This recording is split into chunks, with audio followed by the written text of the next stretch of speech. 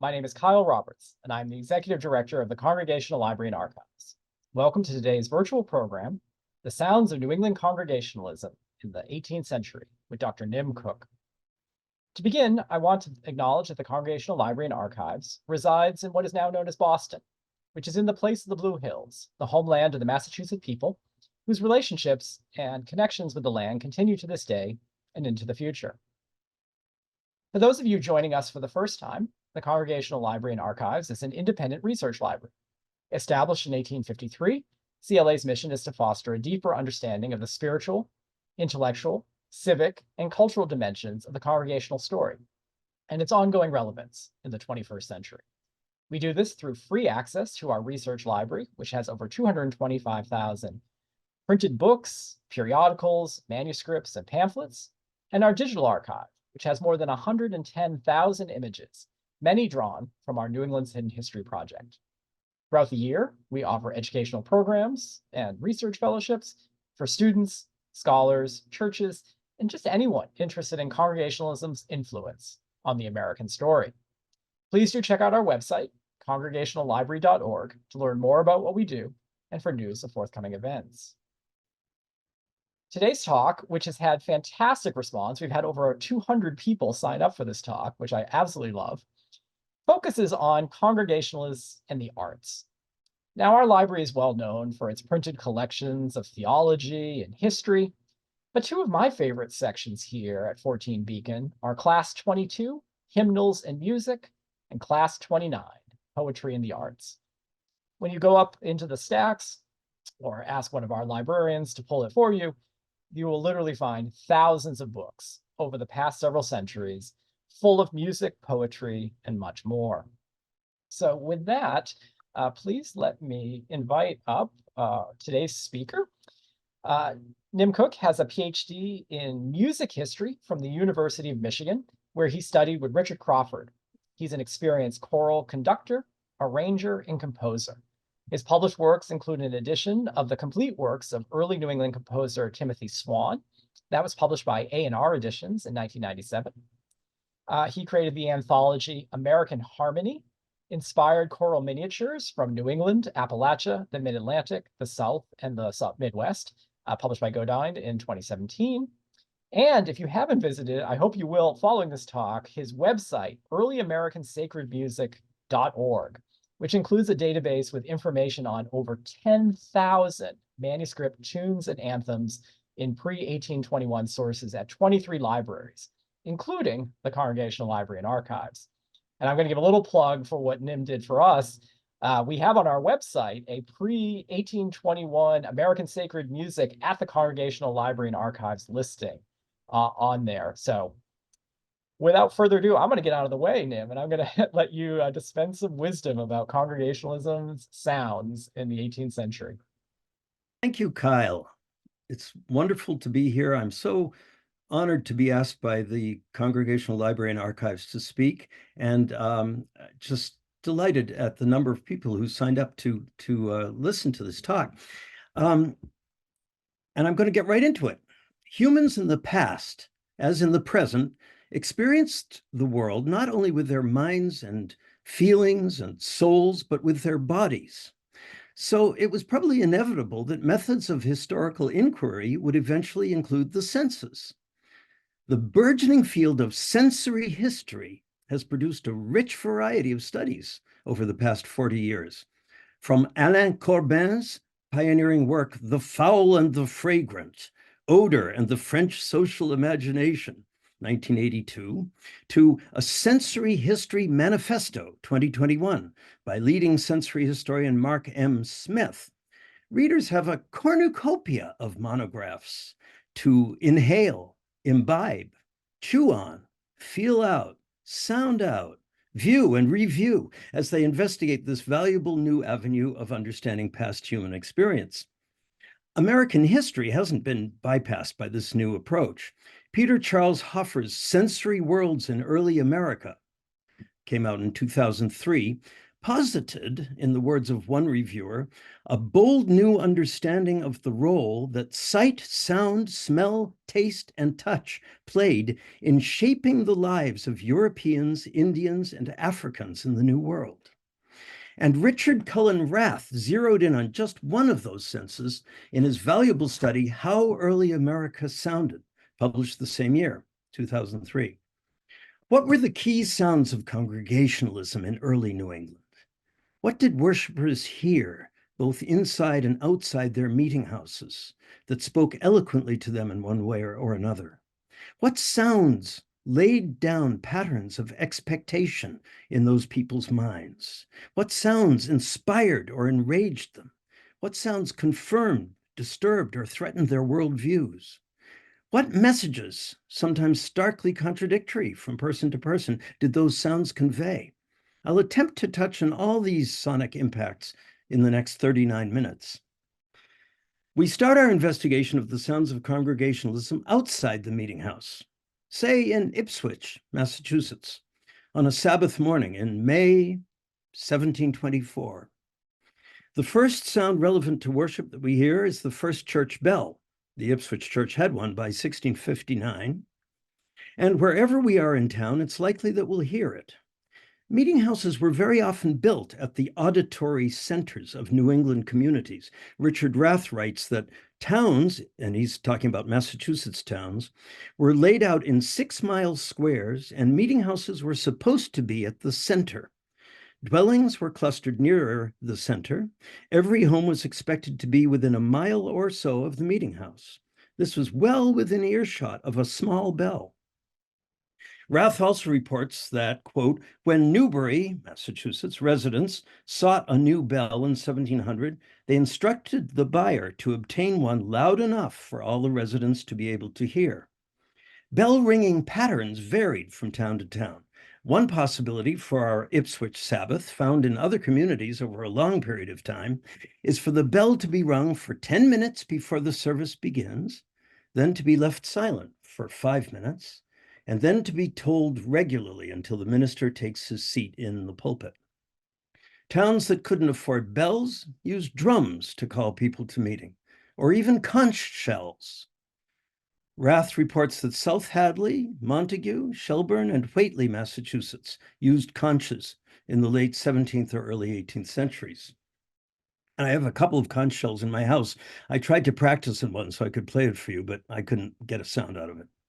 Entering the meeting house now, we're in a large, high-ceilinged space with all surfaces made of wood. The framework is of hewn oak, if oak is available. The roof is probably split clapboards. If there's an interior wall, which by 1720 had started to become common, it's of rough, hand-sawn lumber, unplastered. In the early 18th century, the furnishings are simple. A plain, fairly small pulpit, perhaps raised a bit, but at this time probably lacking a sounding board to amplify the minister's voice. Seats for the minister and the deacon, and benches for the townspeople. In most rural New England meeting houses in 1720, box pews are a rarity, as are galleries or balconies. The small windows are uncurtained. There is no carpet. The only cloth furnishings are the cushion upon which the Bible rests, and perhaps a cushion for the minister's seat. In the early 19th century, New England's houses of worship began to silt up with sound-deadening cloth, cushioned benches, carpets in the aisles, curtains in the windows. But in 1720, and in most towns well throughout the 18th century, the meeting house was a highly resonant space.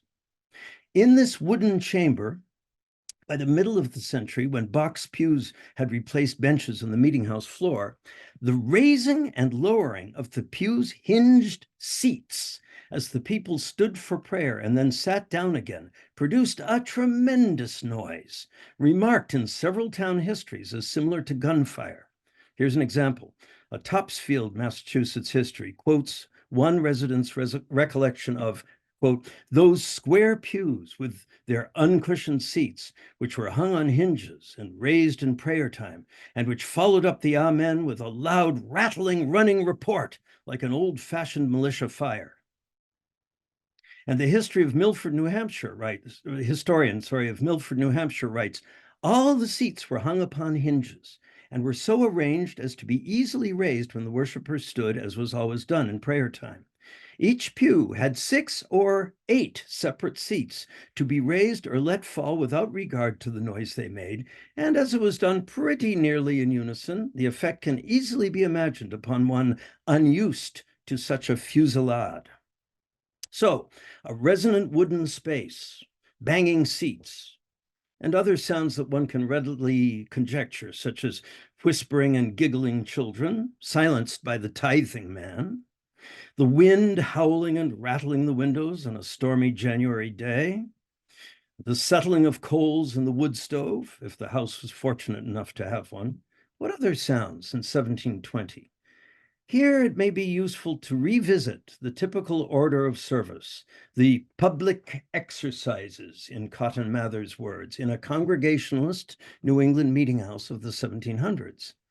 Although Mather stated in his Ratio Disciplinae of 1726 that, quote, the churches of New England have no liturgy composed for them, and much less have they any imposed on them, the public exercises seem to have followed a pretty set order, and for most or all of the century. Throughout New England in 1726, according to Mather himself, the order of service was as follows: larger prayer, psalm, which would be sung, sermon, shorter prayer, collection, in the afternoon exercises only, in most places, psalm again, sung, and the final benediction. In 1770, nearly a half century later, the exercises in the First Congregational Church in Providence, Rhode Island were closely similar to that. In his diary for July 22nd of that year, 1770, guest preacher Reverend Ezra Stiles lists the elements of the service as follows. After a blessing asked by the minister, a reading from the Bible, and, quote, bills asking prayers, also read by the minister, we have a prayer lasting, quote, a quarter and half an hour, that is 45 minutes, a psalm, the sermon, the short prayer, the contribution, afternoon only, singing. By 1770, this may have been an anthem sung by the choir rather than another psalm sung by the congregation, and a final blessing. Clearly, the minister's voice, whether it be a drone, a mumble, a dry recitation, or a dramatic performance, was a primary sonic element of the worship service. Stiles mentions an opening prayer lasting apparently between 15 and 30 minutes. Elsewhere, he notes this larger prayer as lasting 3/4 of an hour, 1775, 17 minutes, 1782, and 40 minutes, 1783, 3 examples of many that could be cited. The Reverend Stiles loved to time things. So the duration of this prayer clearly varied. Back in 1684, at his own ordination, 21-year-old Cotton Mather had prayed for an hour and a quarter, then preached for an hour and 3/4. This brings us to sermon lengths. In her classic history, Meetinghouse Hill, Ola Elizabeth Winslow claimed that, quote, no sermon, this is in 17th century New England, was less than 2 hours long, and usually it was longer. There's probably some romanticizing there. She gave the example of Reverend Uriah Oakes, who had been seen to turn the hourglass 4 times, quote, and there were others equally generous.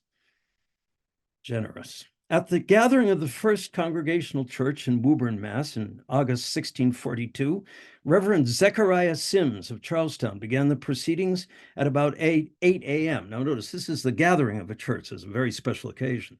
So he begins the proceedings at 8 a.m. He is said to have continued in prayer and preaching about 4 hours. That's from Sewell's The History of Woburn. Even as late as the 1770s and 1780s, Ezra Stiles was recording his own sermons as lasting between 90 minutes and 2 hours.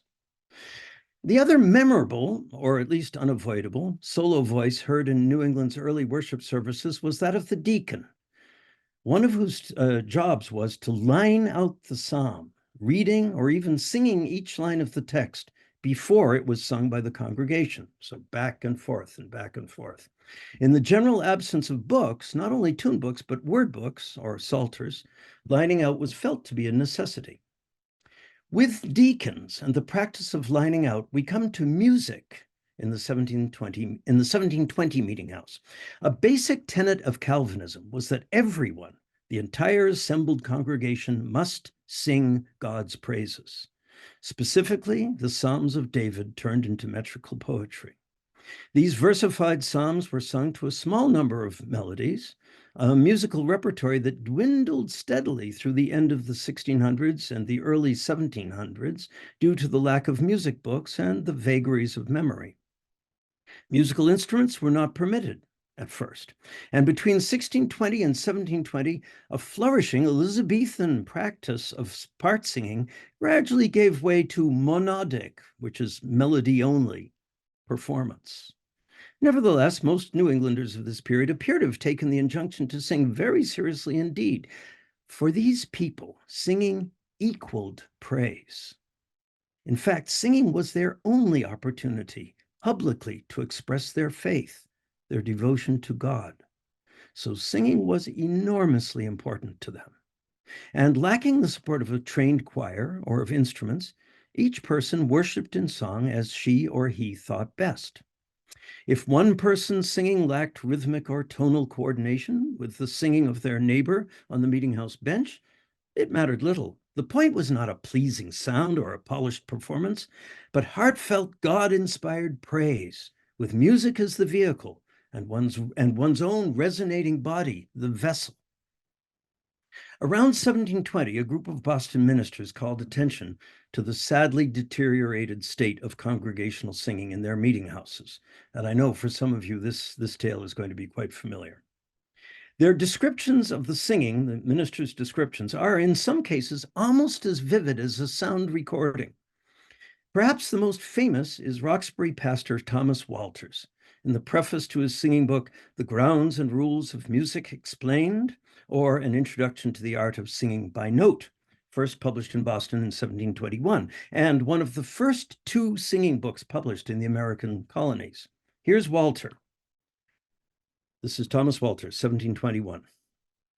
The tunes in use in our churches, when they first came out of the hands of the composers of them, were sung according to the rules of the scale of music, but are now miserably tortured and twisted and quavered in some churches into an horrid medley of confused and disorderly noises.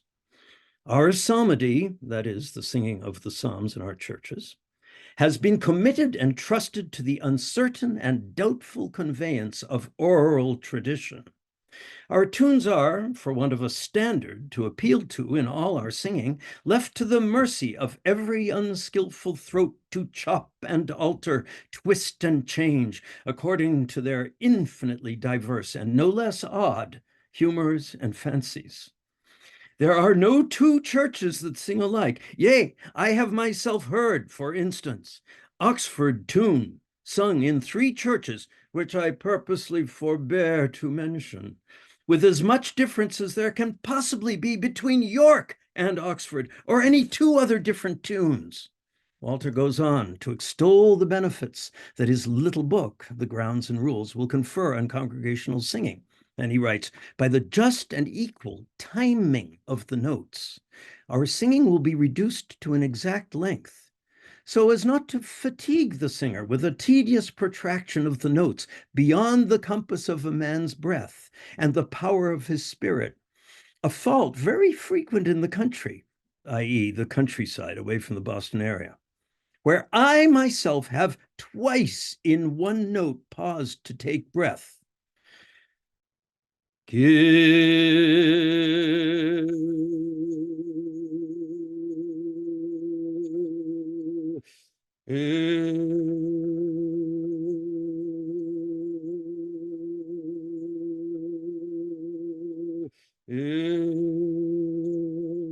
praise to, excuse me. I have observed in many places, he writes, one man is upon this note while another is a note before him which produces something so hideous and disorderly as is beyond expression bad. And then the even, unaffected, and smooth sounding of the notes, and the omission of those unnatural quaverings and turnings will serve to prevent all that discord and lengthy tediousness which is so much a fault in our singing of psalms. For much time is taken up in shaking out these turns and quavers, and besides, no two men in the congregation quaver alike or together, which sounds in the ears of a good judge like 500 different tunes roared out at the same time, whose perpetual interferings with one another, perplexed jars, and unmeasured periods would make a man wonder at the false pleasure which they conceive. Miserably tortured and twisted and quavered, an horrid medley of confused and disorderly noises. The tunes left to the mercy of every unskillful throat to chop and alter, twist and change. Oxford tunes sung in 3 churches with as much difference as there can possibly be between York and Oxford. A tedious protraction of the notes beyond the compass of a man's breath. One man is upon this note while another is a note before him. Something so hideous and disorderly as is beyond expression bad. Unnatural quaverings and turnings. 500 different tunes roared out at the same time. Perpetual interferings with one another, perplexed jars and unmeasured periods. These passages have been quoted many times and are always worth returning to. In the absence of actual recordings of this singing practice, they provide a vivid image of what must at times have been a pretty remarkable sound. Surely the most distinctive sound heard in some, perhaps many, New England meeting houses around 1720. Many additional examples of the Boston ministers' complaints could be provided, and much more could be said about this old way of singing, as it came to be called, and the regular singing that eventually supplanted it, that is, singing by rule, singing according to notation. But time constraints dictate that we hurry on. In leaving the hotbed of singing dissent that was early 1720s Boston, we should take note of a remedy for the old ways, cacophony, and chaos, proposed by Reverend Thomas Sims of Bradford, Massachusetts, in a 1720 sermon, The Reasonableness of Regular Singing, or Singing by Note. Sims writes, where would be the difficulty, or what the disadvantages, if people that want skill in singing would procure a skillful person to instruct them, and meet 2 or 3 evenings in the week, from 5 or 6 o'clock to 8, and spend the time in learning to sing? Would not this be an innocent and profitable recreation? And would it not have a tendency, if prudently managed, to prevent the unprofitable expense of time on other occasions? With Sims's prescription in hand, we leave the meeting house for a bit. Perhaps going to the large assembly room or hall on the 2nd floor of a local tavern, where a singing school is taught on winter evenings, 2 or 3 nights a week. The object of this enterprise is to train mostly young people, median age 17, apparently, in the basics of vocalization and musical notation, so that they can improve the singing on the Sabbath. As singing school graduates, they'll either continue to sit with their families in one of the meeting house's box pews, bolstering the congregational singing from there, or there may be a choir, often seated in the gallery opposite the pulpit, that they'll be able to join. But for now, we find them at singing school, sitting on long benches, which creak as they shift about with their teenage energy. A fire may be crackling in the hearth, and the spacious hall with its wooden floors provides a highly resonant environment for the scales, the intervallic patterns, and eventually the tunes and anthems they'll sing. Perhaps it would be helpful to cut away from this abstracted description to an actual singing school. Here's Woodstock, Vermont historian Henry Swan Dana. About 1807, now I know I'm jumping up in time, but this is a very, very common pattern that he's talking about. About 1807, there flourished under the charge of Captain Stephen Durkee, one of the greatest and best singing schools ever known in these parts. The origin of this school was as follows. In the summer of 1806, the Congregational church was raised and partly built. Those interested in the building of the church were desirous of having a good choir for the exercises in the church when it was completed. They united, therefore, to engage the services of Captain Durkee and hired him for a year, agreeing to pay him wages and board him at Taylor's Hotel and to find a hall to sing in, besides wood, that is firewood, and lights. The lights used were mold candles brought from Boston. The hall was in Mrs. Molly Richardson's tavern. The captain remained rather more than a year. He began his school about the 1st of November, 1806. Oftentimes, there were a lot of kids present. A somewhat random sampling of singing schools for which there are known numbers of students reveals 49 young people in a school taught by William Billings in Stoughton, Massachusetts in 1774, a school of 45, quote, young masters and misses, under the instruction of a Mr. Groce, Groce, Salem, Mass, 1792, 26 students of Samuel Holyoke in South Danvers, Mass. In 1804, and 30 scholars in a Waldoboro, Maine school in 1808. Being, in most cases, teenagers, the singing students were likely none too quiet or sedate as a group. And although the purpose of their coming together was to improve a vital part of the worship service, more worldly interests were bound to intrude. We have a letter from a Yale undergraduate to one of his pals, written in 1782. At present, I have no inclination for anything, for I am almost sick of the world, and were it not for the hopes of going to singing meeting tonight and indulging myself a little in some of the carnal delights of the flesh, such as kissing, squeezing, etc., I should willingly leave it now before 10 o'clock and exchange it for a better world. The extent to which this kissing, squeezing, etc., disrupted the musical proceedings was surely dependent on the singing master's natural dominance and disciplinary ability.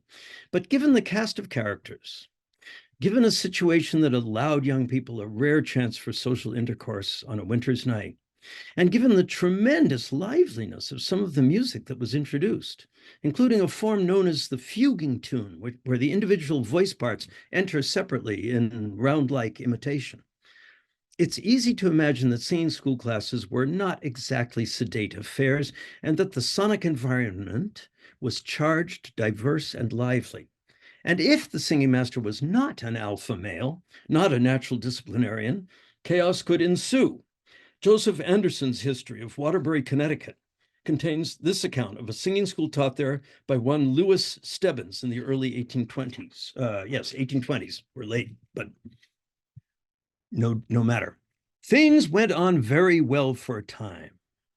Most of the scholars could raise and fall the 8 notes and were beginning to, quote, put the parts together when an unfortunate incident occurred. On a certain evening, several roughs came in intent on mischief. The school opened and singing began, but was interrupted by loud talking and laughing. The master stood on his dignity, which was probably sustained at its full height by a liberal potion of aqua vitae, and an altercation ensued, which ended in a clinch and an ignominious rolling of the parties on the floor. At this point, the school was in commotion, and there was a general stampede. This row broke up the school and pretty effectually closed the musical career of a man who, but for his intemperate habits, might have won distinction in a very honorable and useful calling. While few accounts of early New England singing schools say anything about the sonic environment there, perhaps these few excerpts have given you an idea of the kinds of sounds one might encounter.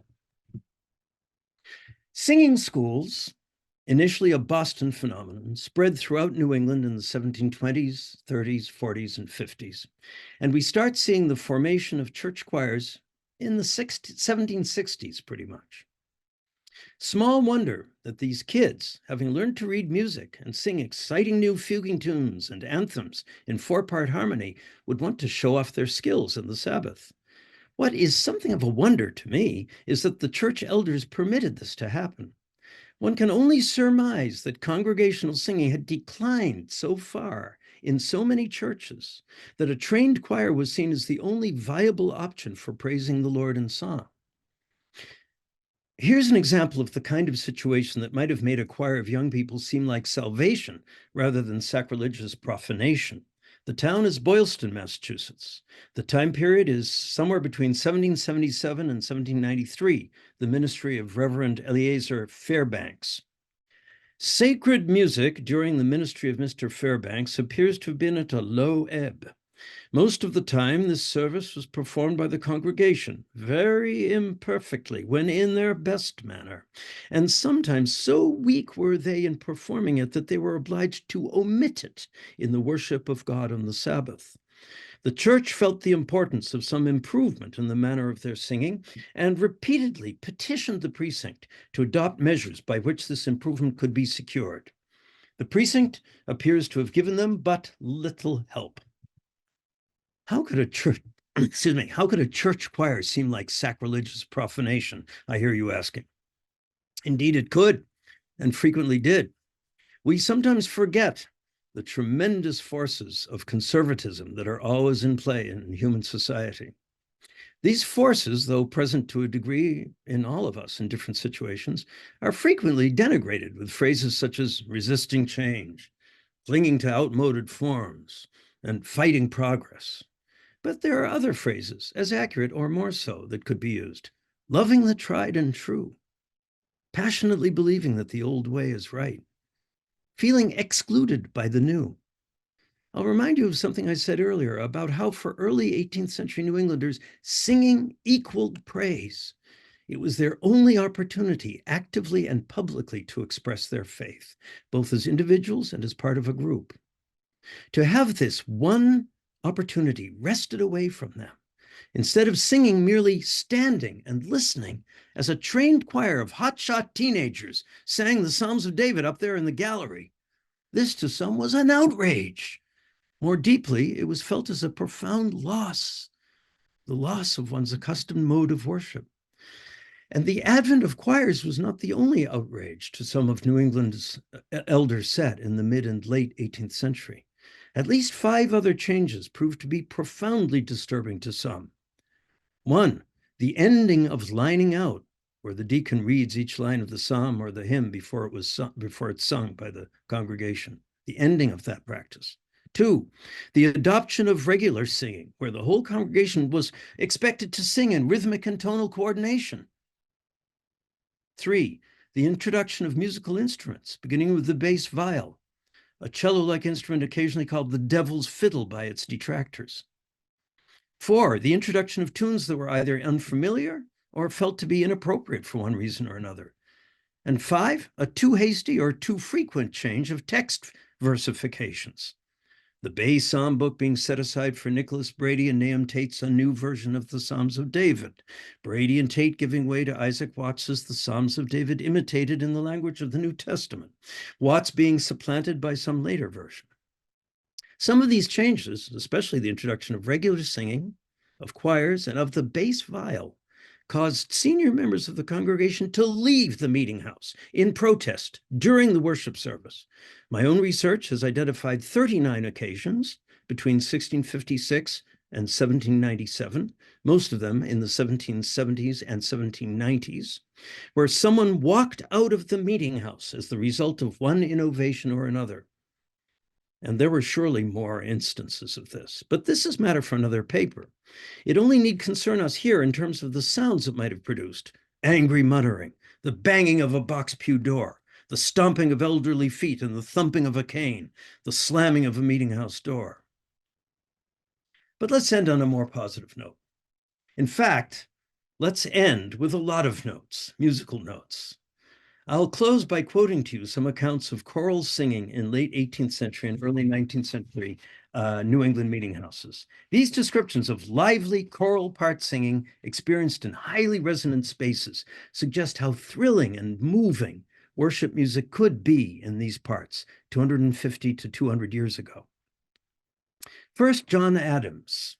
Yes, the John Adams, describing in his diary the music in the Middletown, Connecticut meeting house on a June Sabbath in 1771 as, quote, the finest singing that ever I heard in my life.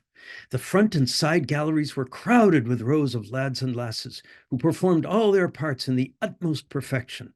I thought I was wrapped up. He writes trap up, but I think he means R-A-P-T, up. A row of women all standing up and playing their parts with perfect skill and judgment added a sweetness and sprightliness to the whole, which absolutely charmed me. That use of the word playing suggests some instruments as well. The surround sound produced by singers lined up along the 3 galleries of the Meetinghouse would be remarked upon decades later by Harriet Beecher Stowe, as we'll see. Our next account of singing comes from Salem, Massachusetts in 1796. The occasion is not a worship service, but a singing exhibition, the celebratory event at the conclusion of a singing school when the young people, trained to be able to join a church's existing choir or provide the voices for a first ever choir, got to strut their stuff. The singing master in this case is the remarkably industrious tune book compiler and singing school teacher Andrew Law, and the diarist is Salem's equally remarkable and industrious minister, William Bentley. Here's Bentley. Mr. Law had a musical exhibition this evening, and persons were introduced only as they had tickets to be delivered at the door. He aims to have his music very soft, and the treble, that's the soprano, is the leading part. Not one note of tenor was heard through the evening. The greatest good order prevailed, and the visiting company was respectable. In their attempts to sing soft, many of the voices do not accent the notes so as to enable the ear to distinguish the strains from soft murmurs. He must have had above 100 scholars. Several things are notable here. Law's assignment of the melody to the treble, or soprano singers, not to the tenors, where it had customarily been in New England. The emphasis on singing softly, and Bentley's criticism of the result, and the large number of singing scholars. Here is Bentley again, writing 9 years later about a special event in Salem's newest church. This day, January 1st, 1805, was appropriated for the dedication of the new South Meetinghouse at Salem. A large band of music was provided, and Mr. Samuel Holyoke took the direction. A double bass, 5 bass viols, that's again like 5 cellos, you might think, 5 violins, 2 clarionets, 2 bassoons, and 5 German flutes composed the instrumental music. About 80 singers, the greater part males, composed the vocal music. It could not have the refinement of taste, as few of the singers ever were together before, and most were instructed by different masters. But in these circumstances, it was good. An orchestra of 21 players, a chorus of 80, with men or boys likely singing the alto part, and all this in the spacious, resonant interior of what Bentley called the best structure for public worship ever raised in Salem. Beautiful or not, this must have been quite a remarkable sound. I'll close with 2 more descriptions of music in late 18th century or early 19th century church interiors. They're both magnificent, and though both are also partly fictional, they draw on deep reserves of feeling that surely come from electrifying, sharply remembered experiences in New England meeting houses. The first is an excerpt from an address that Nehemiah Cleveland delivered upon the 200th anniversary of the town of Topsfield, Massachusetts, in August 1850. At one point in his rhapsodic description of a church choir singing a fuging tune, where, as you may remember, the voices enter one by one, Cleveland borrows, quote, another's words. This other is Samuel Gilman, whose semi-fictional Memoir of a New England Village Choir was one of several early 19th century panegyrics to the then generally discredited fuging music of William Billings and his contemporaries. Here are Cleveland and then Gilman quoted by Cleveland. So Cleveland, then Gilman quoted by Cleveland. In front of the pulpit rose, like some well-manned battery, the singer seats. What volleys of sound did we not receive unshrinkingly from that noisy spot? How anxious was the pause, relieved only by a slight shuffling and by half-stifled hems, which succeeded the reading of the psalm. How like a small thunderclap burst upon the ear that preluding note which brought every voice to the right pitch. That's the pitch pipe. And then, who can recount the musical glories which hung clustering round Thanksgiving Day, when the results of a month's preparation broke upon our heads in a perfect storm of sound? How fearful the strife when flute and clarionet and viols great and small entered the lists with bass and counter and tenor and treble, and oh, how our hearts beat, let me use another's words, quote, at the turning of a fugue, when the bass moved forward first, like the opening fire of artillery, and the tenor advanced next, like a corps of grenadiers, and the treble followed with the brilliant execution of infantry, and the trumpet counter shot by the whole with the speed of darting cavalry. And then, when all mingled in that battle of harmony and melody, and mysteriously fought their way through with a well-ordered perplexity that made us wonder how they ever came out exactly together.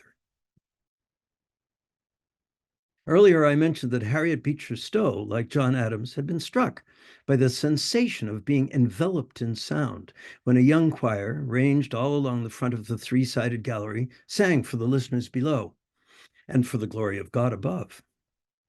The evidence of Stowe's experiencing this phenomenon appears in her semi-autobiographical last novel, Poganic People, of 1878, where she recounts and seemingly relives many events from her childhood in Litchfield, Connecticut, here set in the fictional town of Poganic, circa 1818, or Poganuk.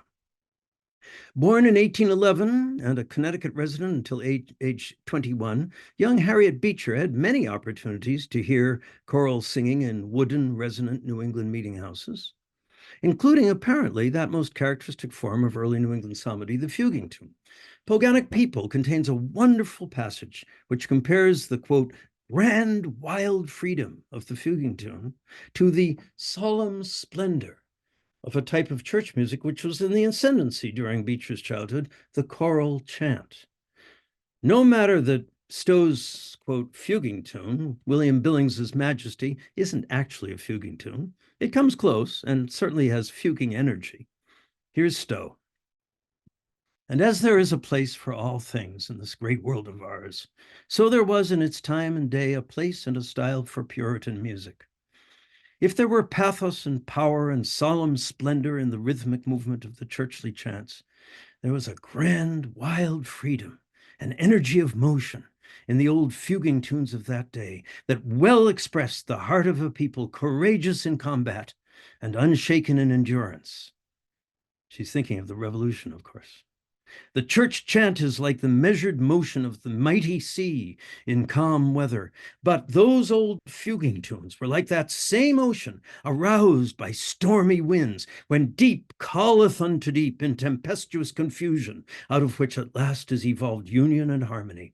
It was a music suggestive of the strife, the commotion, the battle cries of a transition period of society, struggling onward toward dimly seen ideals of peace and order.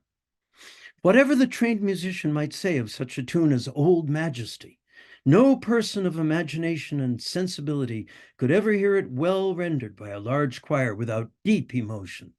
And when back and forth from every side of the church came the different parts shouting, on cherubim and seraphim full royally he rode, and on the wings of mighty winds came flying all abroad, there went a stir and a thrill through many a stern and hard nature, until the tempest cleared off in the words, he sat serene upon the floods, their fury to restrain, and he, as sovereign Lord and King, forevermore shall reign.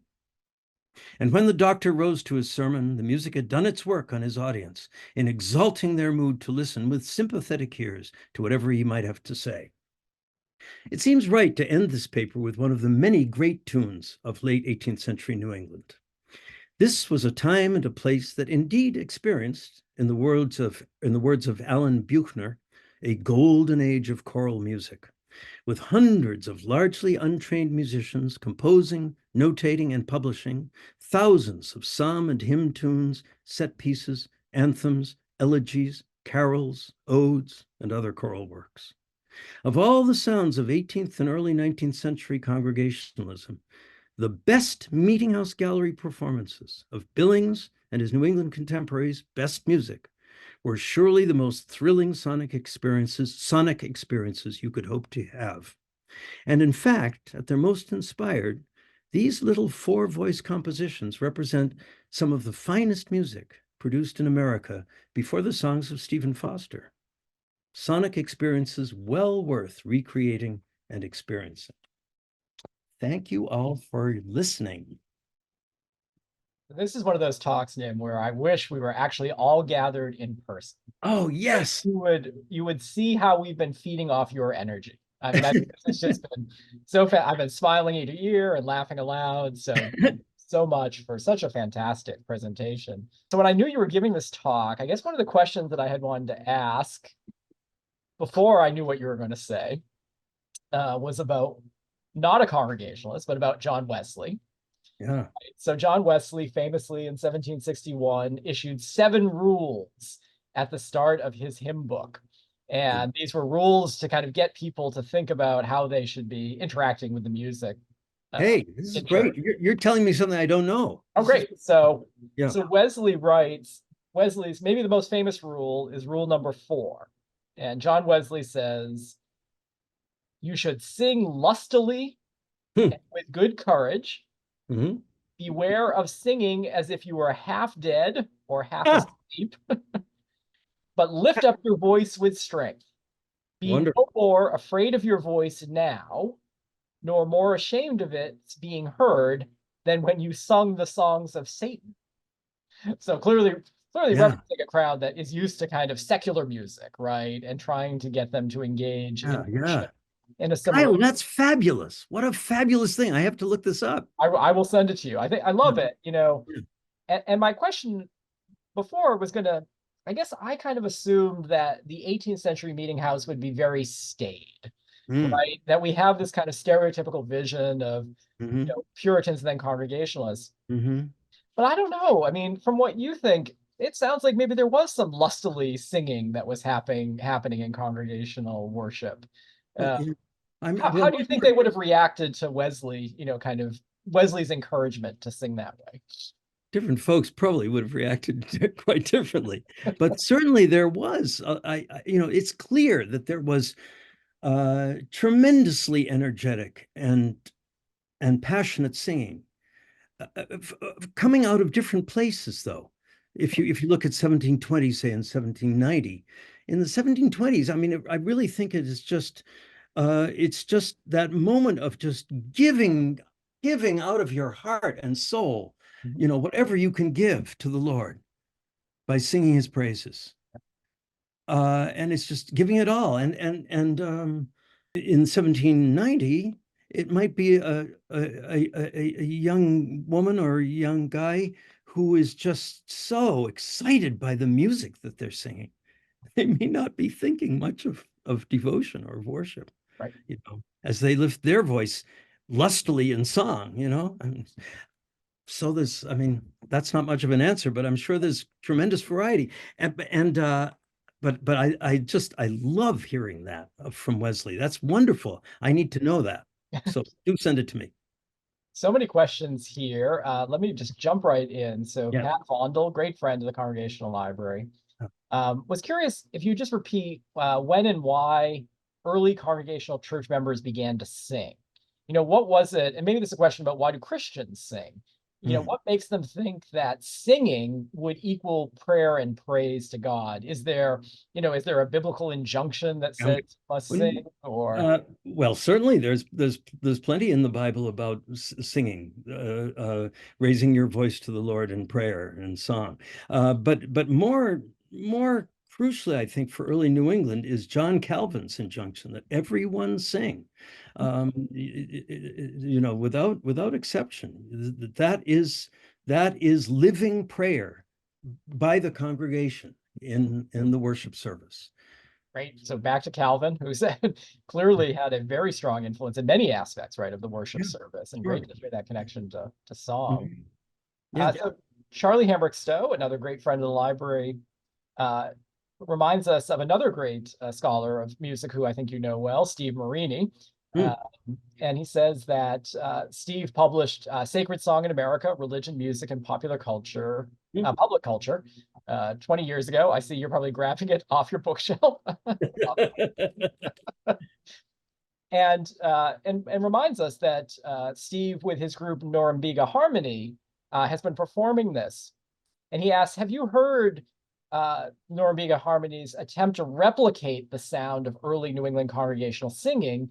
And what do you think of that? So what do you think? Do reenactors today get the sound right? Now, here I would have a lot to say. I would just refer this gentleman to the Norumbega Harmony's own tune book, Mhm. I believe just called Norumbega Harmony, which has a forward by me. Oh, So I've had a long experience with the group, and I just admire what Steve has done, no end, both as a scholar and as a singing leader. Norumbega Harmony, I think, strikes a really nice balance between, well, the cultivated and the vernacular sort of poles of the way one can sing this stuff. You know, there's been a tremendous range of recordings of this early music, this early New England music, early American music, early Southern music, over the past 50 years, all the way from Anonymous Four's wonderful what's it called? American Angels CD. This is four ladies who just sing like angels. They are just, absolutely at the pinnacle of cultivated singing practice, all the way from that to live recordings of sacred harp conventions, where it's very rough and ready and very exciting. And so the reason I didn't play any recordings today was partly because I had a lot to say, and partly because there are no recordings. Before, when's the first sound recording, folks? Someone tell me. And then also, partly because the descriptions are so wonderful. I think they just really, it's words being used quite wonderfully to summon up sound.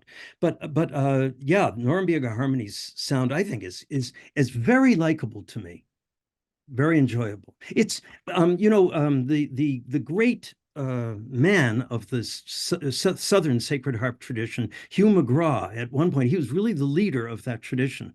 I heard him say in Ann Arbor at a Shape Notes Sing, "I'd walk 50 miles to sing sacred harp music, but I wouldn't cross the street to listen to it." hmm.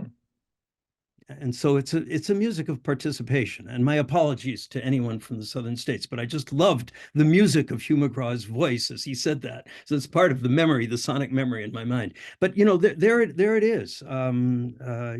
It's a music really to be sung, not to sit down. I don't sit down and listen to any of this music. I haven't for a long time. It's singing in my head, or I lead groups singing it. Yeah. So several questions here about instruments, Mhm. and I'm going to try to put them together. Mhm. So one is, what made Congregational churches decide that instruments other than the human voice were okay in the church? And when did organs come into the story? Yeah. Is there any influence from Anglican worship on the way congregational, sort of Anglican music choices Yeah. on the way congregational worship went? Yeah, Anglican churches, more Anglican churches have organs a good deal earlier, obviously, than Congregationalist churches. But going back to the smaller instruments, the bass viol, which is basically like a cello, as I said in the talk, is just it's seen at a certain point, I think, in a lot of churches as just a necessity to kind of anchor the sound, to keep the thing in order, in tune and in time, moving along together. I mean, it's a different quality of sound, so it's something that everyone can listen to, and it's also, pitch is more assured. You stop the string at a certain point, you bow it, and you get a certain pitch. So I think it really is a practical thing at first. And then, as what becomes known as the gallery orchestra starts to develop, with flutes, German flutes, which are transverse flutes, this way instead of this way. I mean, this way instead of that way. And then clarinets and violin are added. It becomes a rather charming thing of its own. But decades have to go by for people to start accepting that.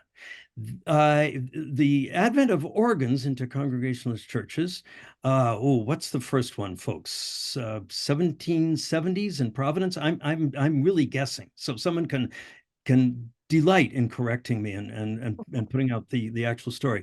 But before the last quarter of the century, hardly any organs in Congregationalist churches, and then in the first decades of the 19th century, a steady rise in their number, and congregations putting out in huge sums of money to purchase organs. So it becomes seen as something that is not so much, well, necessary as really desirable. That it's sort of I view it as a status symbol, So there's a whole lot of work that needs to be done on the advent of organs into New England Congregationalism.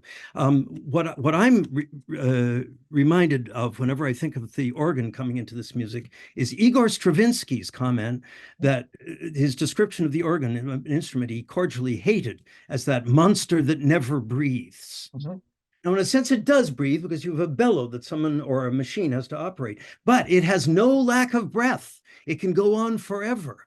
And that's the sort of the remarkable, but at the same time rather scary thing about organs. It's an enormous sound, and it's a sound that can last forever. It doesn't breathe. So one of the chapters of my book, A Joyful Noise, will be called The Monster in the Meetinghouse. Love it. That's fantastic. I'll look into that whole question. Yeah. Great question here from Anna Taylor Swingren. Were the reactions to congregational singing the same in Black congregational churches as white? What do we have for evidence about Black song? I'm embarrassed to say I can say nothing to that question.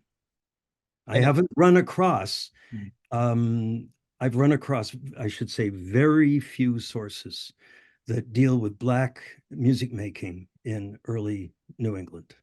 There's some interesting things are starting to happen. There's a Black composer of hymn tunes whose manuscript is at the Watkinson Library, Trinity College, and he's quite talented, and his music has now been performed and I believe just recorded.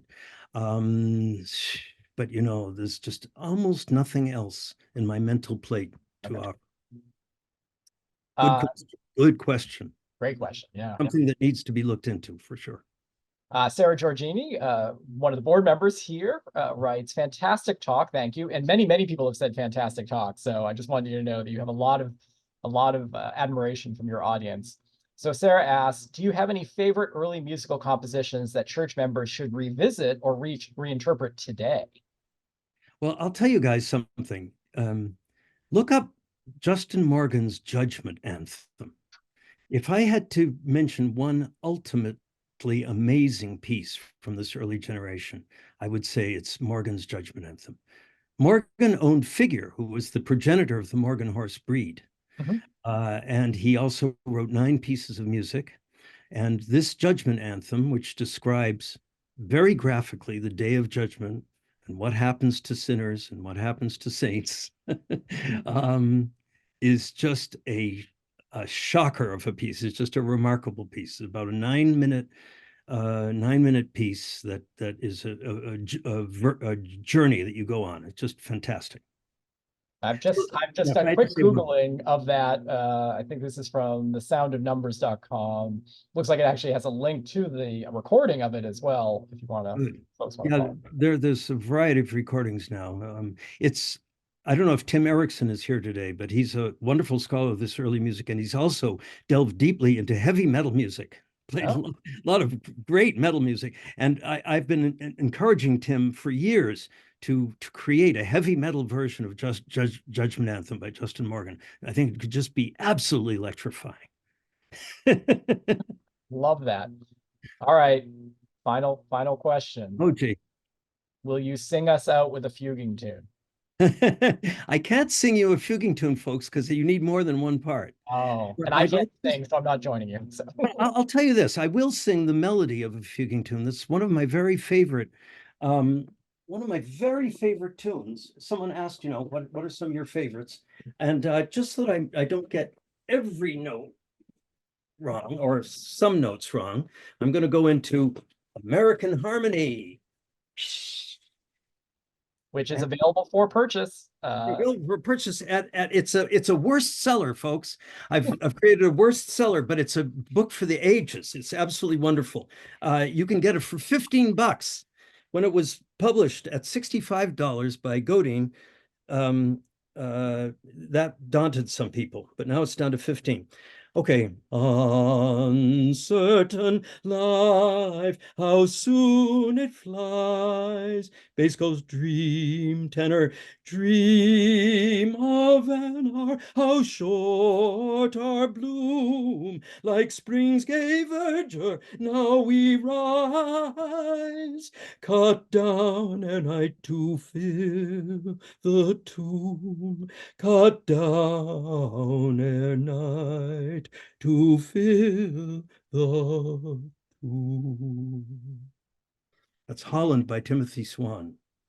And I'm fond of saying that at their very best, these early New Englanders, Timothy Swan, Justin Morgan, William Billings, others, could fill 16 measures of music as satisfyingly, as expressively, as movingly as Johann Sebastian Bach could fill 16 measures of music. That's my claim, and I know a ton of Bach, folks. So it comes from a place of some knowledge. Thank you again so much, Nim. Be well, enjoy the spring. It's May, yay.